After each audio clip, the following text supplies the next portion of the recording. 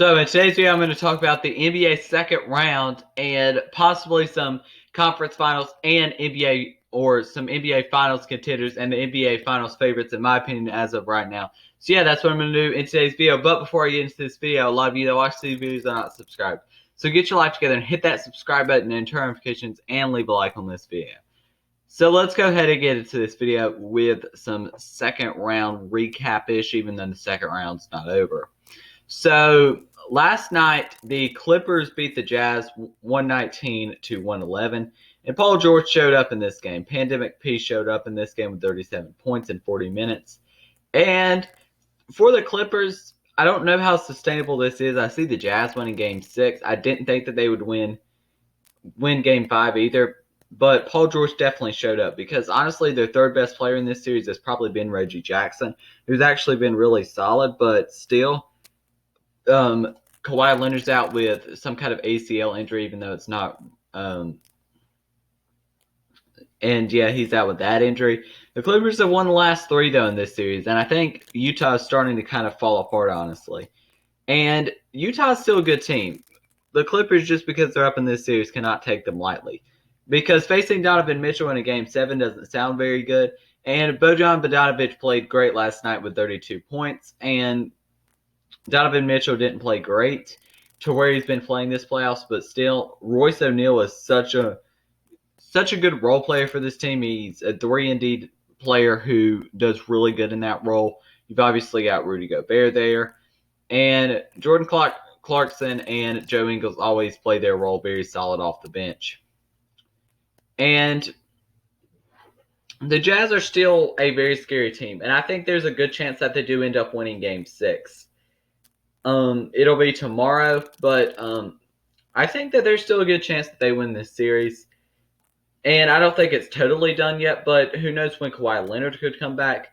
And the Clippers versus Suns would be a really good matchup. So would Jazz Suns be a good matchup in the conference finals for the Western Conference. Next, we can go ahead and talk about the most disappointing series probably, and that's Suns versus Nuggets. The Suns absolutely dominated this series and swept the Nuggets.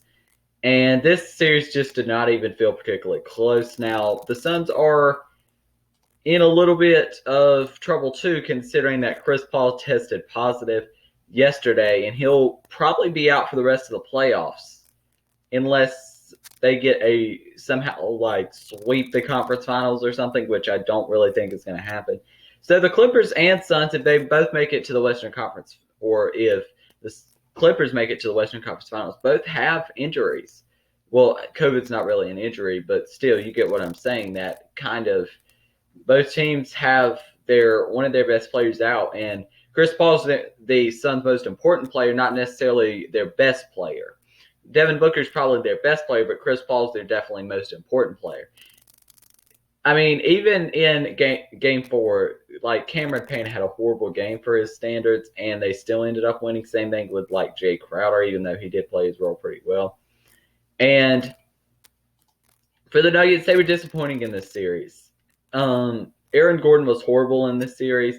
Yes, he brings a lot defensively to a team, but he was just not very good at all. And it was not the same as the first round. Monte Morris proved himself a lot in these two series for the Nuggets. He helped the Nuggets a lot. Will Barton, when he came back, made an impact, especially in Game 4, but it still didn't lead to a win. And obviously, you've got MVP Nikola Jokic. So that's all really to say about that series. Phoenix absolutely stomped their butts, and it was a pretty boring series.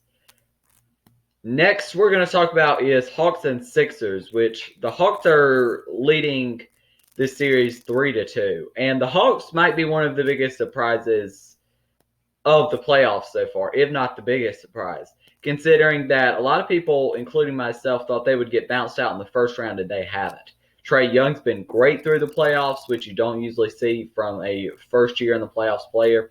Bojan Bogdanovic has been a great complementary piece in the backcourt to Trae Young. And Clint Capella has been really, really good this year defensively.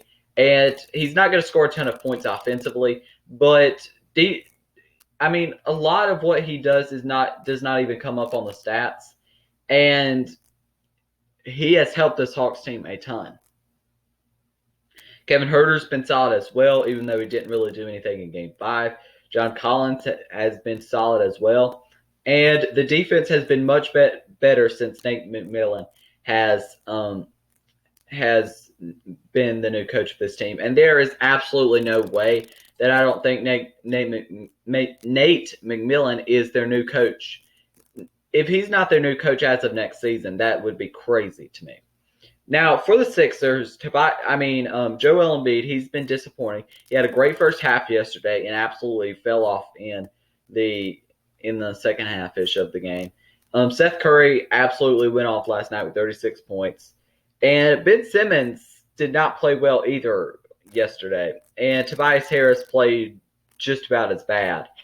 And that's got to step up if they plan on winning this series, because Atlanta is not in a walkthrough here. And Atlanta has won the last 2 games in this series, and they've been relying on Seth Curry a lot in this series for what's supposed to be like a 6-man, maybe starter bench piece for this team, and he's been more than that. He's been mostly their star player, honestly, in this series. And I think it will go back to Atlanta for Game 6. And the Hawks could end it. And them going to the conference finals would shock a lot of people.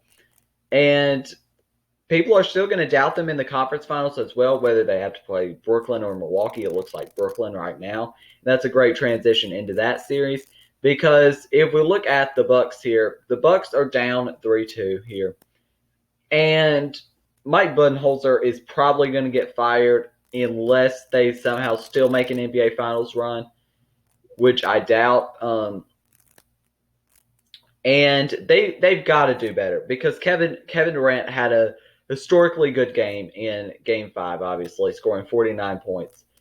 Not to say that this Nets team is bad by any means, but with the defenders that the Bucks have, you're not going to stop Kevin Durant, James Harden, or Kyrie Irving. That's not an option.